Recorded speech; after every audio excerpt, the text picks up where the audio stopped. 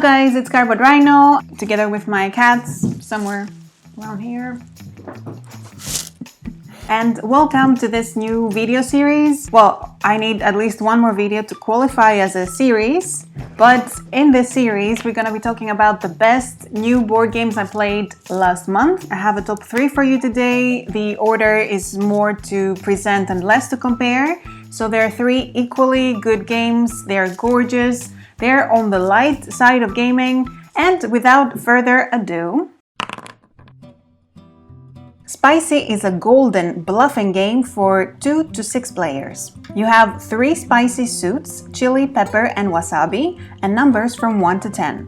In your turn, you play 1 card face down and declare what you've played, or you just declare whatever you like. I've placed 3 wasabi, although I say to the other players that I placed 8 wasabi. And the rest of the players need to also play cards following the suit, in this case the wasabi suit, with a higher number than the previous.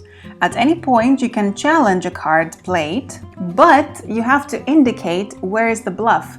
Is it on the number or is it on the suit? So you will come across those moments where you know it in your guts that it's a bluff. You say it's on the suit and you flip it over and the bluff was on the number, so you lose the challenge. Probably it's called spicy because it makes you furious and your face looks as if you had an entire jar of wasabi.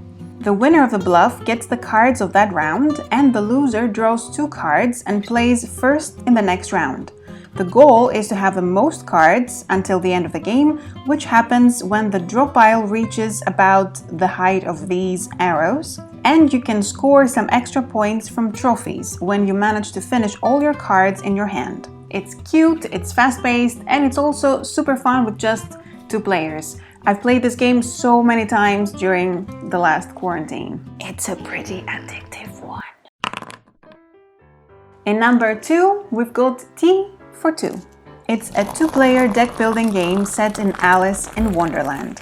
One player is the March Hare with the blue deck, and the other is the Mad Hatter with the pink deck. Players simultaneously flip over the top card of their decks, and the player with the highest card can use the card's effect or buy a new card to add to their deck using the numerical difference between the 2 cards played and using also their tarts. The random and quick draw cards contains some luck, but in order to win, you need to have some strategy in mind. There is some end game scoring tiles, but only the ones whose decks have run out will count. So you'll have to try and deplete the decks that will give you more points and also go after the stuff that is more likely to make it to the end game scoring. The pink flamingo resolves ties, so it's pretty valuable in this game, and there's some actions that allow you to destroy cards, the opponents or these ones, to immediately score their victory points. The rules are pretty easy to learn, it's highly replayable, so it's the perfect tea companion to enjoy with another player.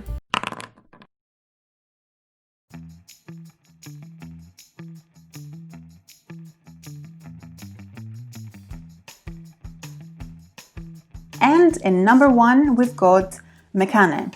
Mekhane is a storytelling game for 3 to 8 players. One player takes on the role of fate and the other players are gods. In each game you have a location and a danger, making the setting for the 7 characters of the game. The fate player comes up with a little story about how these characters ended up there, and each god places 1 tail card underneath one of the characters in each round, continuing their story. The game is played over 6 rounds or chapters, and at the end of each chapter, the fate player decides who of the characters is going to die based on how the story has developed. Only 1 character will survive, and the god that had this character in their destiny cards wins, otherwise the fate player wins. It's a game to let your imagination fly, the cards are gorgeous and unique, and it's worth playing with your group if you enjoy storytelling more than you enjoy winning. So that's it for December. I'm already trying out the next games for January. Let me know in the comments what games are you playing this month, what games would you like me to play, to try out and maybe include them in the next video. Thank you very much for watching and I'll see you in the next one.